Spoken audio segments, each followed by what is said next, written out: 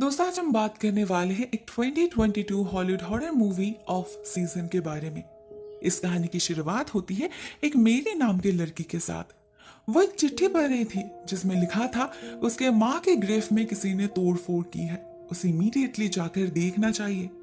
मेरी और देर नहीं करती निकल पड़ती है अपने बॉयफ्रेंड जॉर्ज के साथ। मगर उसके माँ को जिस जगह पर दफनाई गई थी वो बेसिकली एक आइलैंड है, दी लोन पाम आइलैंड, न्यूयॉर्क शहर से बहुत दूर।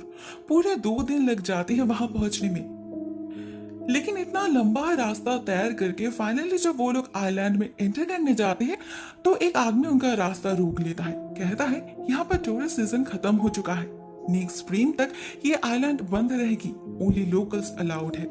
इनफैक्ट ये जो ब्रिज है इसे भी आज रात ही ऊपर कर दिया जाएगा जिससे बाहर से कोई ना आ सके। ऐसे में वो उन्हें अंदर जाने नहीं दे सकता। मगर मेरी जब उसे वो चिट्ठी दिखाती है तो ये आदमी तुरंत मान जाता है, बिना कुछ कहे रास्ता खोल देता है उनके लिए। जॉर्ज को तो काफी अजीब लगता है, पता नहीं कैसी जगह है ये, एक पूरे आइलैंड को ही सील कर देते हैं ये लोग। मतलब अगर वो लोग कल आ पहुंचते तो शायद उन्हें खाली हाथ ही लौटना पड़ता। मौसम काफी खराब हो रखा था। वो लोग जैसे तैसे ग्रेवयार्ड के सामने जाकर पहुंचते हैं और ग्रेव की हालत देखकर मेरी की आंख भर आती है। उसे ख्याल नहीं रहता कब जॉर्ज उसके पीछे से गायब हो जाता है। असल में वो गया था केयर टेकर हैस्कल को ढूंढने, जिसने मेरी को वो लेटर भेजकर यहाँ आने के लिए कहा था। उसने मेरी को बताकर ही गया था, मगर शायद मेरी को उसकी आवाज सुनाई नहीं थी, तो अपने साथ उसे ना पाकर मेरी डर जाती है, इधर उधर भटकने लगती है वो। मगर इस सुनसान ग्रेवयार्ड में उसे कोई नहीं दिखता। उस हैस्कल के ऑफिस में तो ताला लगा हुआ था, तो जॉर्ज गया कहाँ? जब मेरी उसके लिए परेशान हो रही थी तो अचानक कहीं से एक ओल्ड लेडी उसके सामने आ जाती है। पता चलता है उनका नाम मिस एमिली है, एक फ्लोरिस्ट है वो, मेन रोड पर उनकी दुकान भी है। वो मेरी से कुछ ऐसे बात करने लगती है जैसे उसे सालों से जानती हो, मगर मेरी उसे पहचान नहीं पाती। ना उसे कोई इंटरेस्ट था, उसे तो बस जॉर्ज को ढूंढना था। फॉर्चुनेटली ये लेडी उसे बताती है इस तरफ आते वक्त उसने एक आदमी को देखा था बीच की तरफ जाते हुए, वही जरूर जॉर्ज होगा। मेरी भी उसी रास्ते चलने लगती है और जंगल के अंदर से गुजरते वक्त उसके साथ एक बेहद अजीब हादसा होता है। उसे कुछ लोग दिखते हैं जो बिल्कुल चुपचाप खड़े थे और सभी की आंखें सफेद पड़ चुकी थी। मेरी को लग रहा था वो लोग उसे ही देख रहे हैं। वो बहुत ज्यादा डर जाती है, पागल की तरह भागने लगती है बीच की तरफ। लकीली इस बार उसे जॉर्ज मिल जाता है, मगर उसे हैस्कल नहीं मिला था। पता नहीं उन्हें बुलाकर वो खुद कहाँ गायब हो गया। इधर शाम भी होने लगी थी। उन्हें कुछ भी करके उस ब्रिज के ऊपर जाने से पहले मेन लैंड में लौटना होगा। वो लोग और लेट नहीं कर सकते।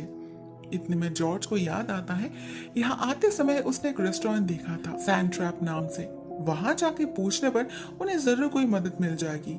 इसी होप में वो लोग वहां जा पहुंचते हैं, मगर वहां सारे लोग बहुत अजीब थे, बहुत अजीब तरीके से घूर रहे थे उन्हें।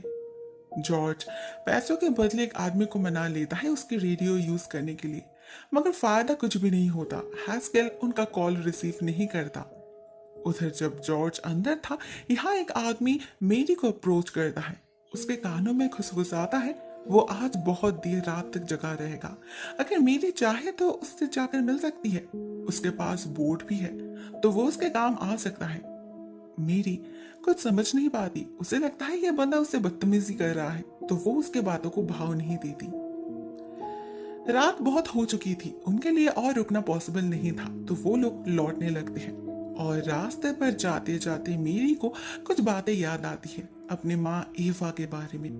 अपने आखिरी दिनों में वो डिमेंशिया की पेशेंट बन चुकी थी, कुछ भी याद नहीं कर पाती थी वो। मगर एक दिन अचानक से ही वो बहुत नॉर्मल बिहेव करने लगी थी।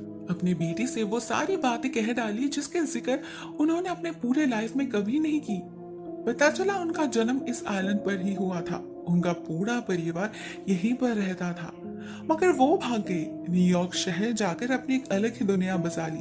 पूरी कोशिश की अपने अतीत को भुलाने की, मगर अपने रूट्स को तोड़ पाना शायद इतना आसान नहीं था। वो जहां भी गई उसे कभी सुकून नहीं मिला, कभी चैन से जी नहीं पाई वो। मगर ये उसका अपने बर्थ प्लेस के प्रति प्यार नहीं था, बात कुछ और ही थी। असल में ये आइलैंड कर्स्ड है। सालों पहले जब इस आइलैंड में बस कुछ ही परिवार रहते थे तो यहाँ पर वेदर इतना खराब रहता था कि आधे लोग तूफान की वजह से ही मारे जाते थे। ऐसे में लोगों ने शैतान के साथ एक डील किया। वो उन्हें जिंदा रहने में मदद करेगा, बदले में मरने के बाद उनकी आत्मा शैतान को मिलेगी। नरक के आग में तड़पना होगा उन्हें समय के अंत तक। ईवा का परिवार भी उसी पैक्ट का हिस्सा था, मगर वो अपने आत्मा को बेचना नहीं चाहती थी, इसीलिए ही तो वो उस जगह को छोड़कर भाग गई। वो कभी भी उस आइलैंड पर वापस जाना नहीं चाहती थी। इनफैक्ट होश में रहते वक्त उसने मेरी से बार बार रिक्वेस्ट भी किया था उसे इस जगह से दूर रखने के लिए। तो फिर उसके विल में उसने ये कैसे लिख दिया कि मरने के बाद वो यहाँ पर दफन होना चाहती है। जरूर किसी ने उसका विल चेंज किया होगा, मगर मेरी ये बातें किसी को समझा नहीं पाई, तो उसके माँ को फाइनली यहाँ पर ही दफन कर दिया गया और अभी उनकी ग्रेव टूट चुकी है। मेरी को आना पड़ा है इस कर्स्ड आइलैंड में, वो भी साल के उस दिन पर जब ये जगह अगले कुछ दिनों के लिए बंद होने वाली है। कहीं ये सब कुछ एक ट्रैप तो नहीं, ईवा के परिवार को अपने असली जगह वापस लाने की? कहीं वो सच में ही कर्स तो नहीं? मेरी के बातों से जॉर्ज हंसने लगता है। 21st सेंचुरी में ऐसी बातें कौन करता है? मगर उन्हें असली प्रॉब्लम का एहसास तब होता है जब वो चाहकर भी इस जगह से निकल नहीं पाते। न जाने क्यों रास्ता खत्म ही नहीं हो रहा था। कभी उनके सामने पेड़ गिर रहा था तो कभी वो लोग रास्ता भटक रहे थे। अचानक सीधे रास्ते पर बहुत सारे ब्लॉकेजेस आने लगे थे। उन्हें कुछ समझ नहीं आ रहा था वो क्या करे। टेंशन में जॉर्ज पैनिक करने लगता है और गाड़ी का एक्सीडेंट कर देता है।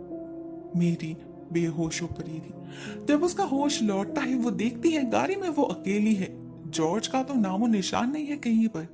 इनफैक्ट पूरा रास्ता ही किसी बंजर जमीन की तरह खाली पड़ा था। कहीं कोई नहीं था जिससे मदद मिल सके। तभी उसे दूर से सायरन की आवाज सुनाई देती है। ब्रिज बंद होने का समय जो हो चुका है। मेरी दौड़ लगाती है उस तरफ, अपने पूरे ताकत से भागती है, बट अनफॉर्चुनेटली उसके पहुंचने से पहले ही वो ब्रिज ऊपर जा चुका था। नीचे कोई बोट भी नजर नहीं आ रही थी जिससे वो इस आइलैंड से निकल पाए।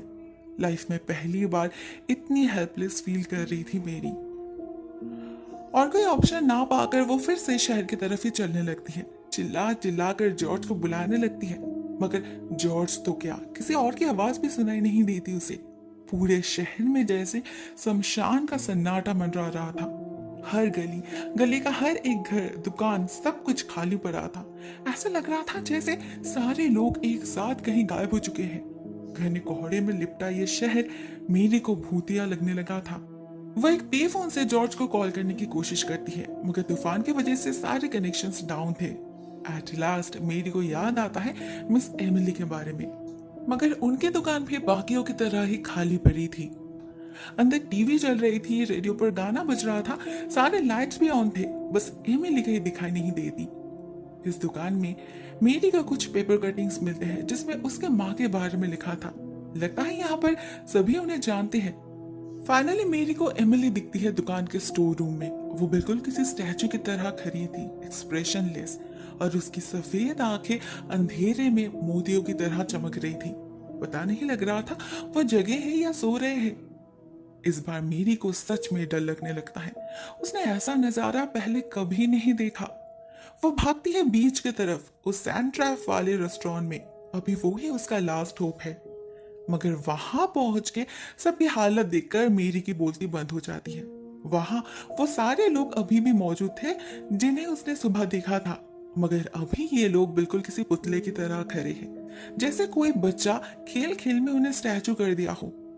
मेरी को एहसास हो चुका था उसकी माँ की वो बातें कोई मनगढ़ंत कहानी नहीं, सच्चाई थी।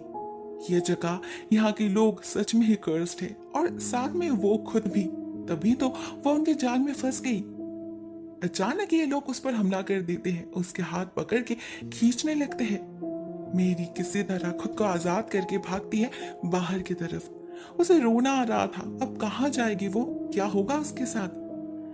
तभी उसे जंगल के अंदर वो आदमी दिखता है, वही फिशरमैन जिसने सुबह उसे बदतमीजी की थी। अभी वो सबने घर ले जाने लगता है, और जाते जाते वो जो कहता है उससे मेरी की सारी डाउट्स क्लियर हो जाते हैं। पता चला है ये सारे लोग पोजेस्ड है। हर साल इस समय इस आइलैंड की हालत ऐसी ही होती है। ऑफ सीजन जो चल रहा है, इसीलिए ही तो इसे बंद कर दिया जाता है। शैतान उनके सारे एनर्जी को सोख कर लेता है और फिर छोड़ देता है किसी सूखे पत्ते की तरह, बेजान, बेबस।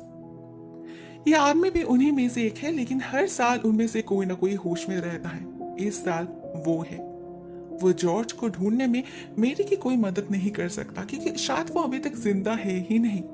उसका इस जगह से कोई रिश्ता नहीं है, तो ये लोग उसे जिंदा भी नहीं छोड़ेंगे, मार चुके होंगे अब तक। उसे ढूंढने से बेहतर मेरी अपने बारे में सोचे। यह आदमी उसकी मदद कर सकता है, लेकिन वो उसकी मदद क्यों कर रहा है, इसके बारे में हमें आगे पता चलेगा। फॉर नाउ वो लोग उस आदमी के घर जा पहुंचते हैं बोट की चाबी ढूंढने। उन्हें वो मिल भी जाती है, मगर तभी उसे ऊपर से कुछ आवाजें सुनाई देती है। ये आदमी जाता है चेक करने और बहुत देर तक नहीं लौटता।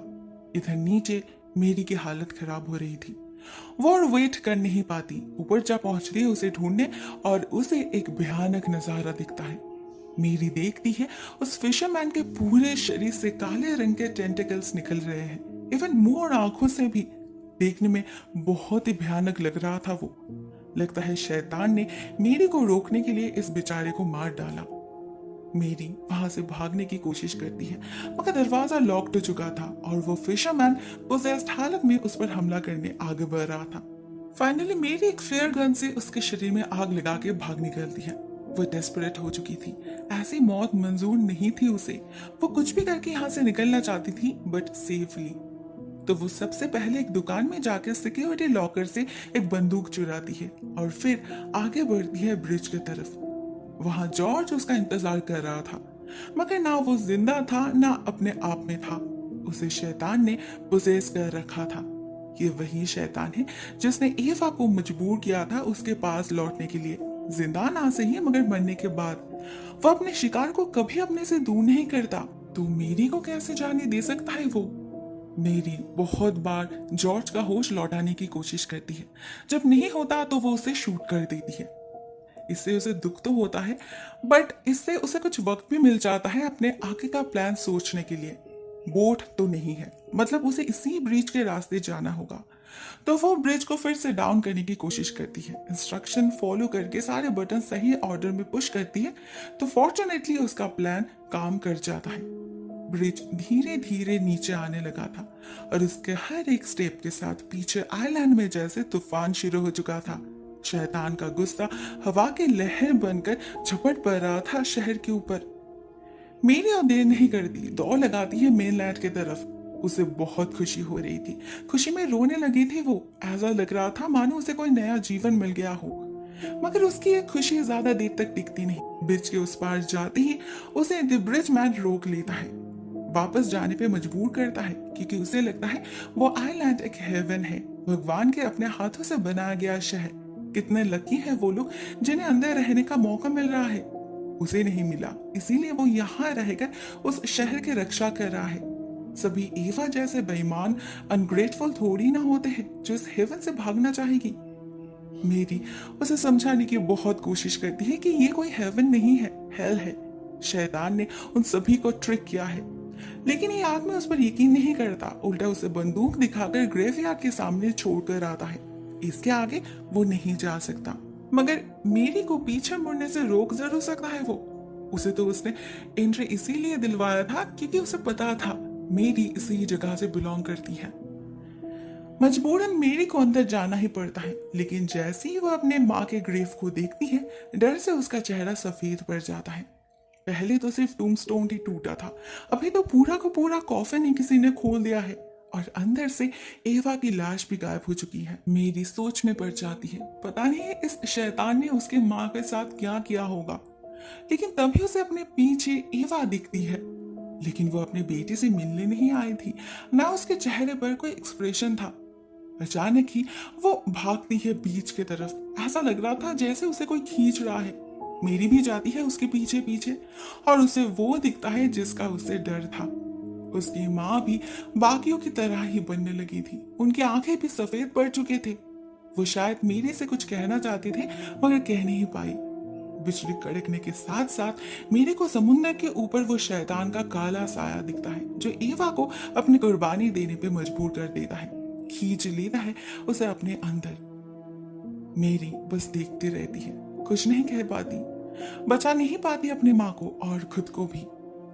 हमें उसके चारों तरफ इस आइलैंड के रहने वाले लोग दिखते हैं जो उसे घेर कर खड़े थे, मे बी अपने कम्युनिटी में वेलकम करने के लिए। मेरी और रेजिस्ट नहीं करती, मान लेती है अपने फेट को, और हमें उसकी आंखें सफेद होते हुए दिखती हैं। एट द फाइनल सीन हम पहुंच जाते हैं 1 साल बाद, मिलते हैं मेरी से जो अभी उस फ्लोरिस्ट शॉप को चलाती है। यहाँ पर हमें पता चलता है मिस एमिली एक्चुअल में उसकी दादी थी, एवा की मॉम, और वो फिशरमैन वो एवा के भाई थे, यानी कि मेरी का मामा। शायद इसीलिए वो उसकी मदद कर रहे थे, लेकिन फाइनली वो कुछ नहीं कर पाए।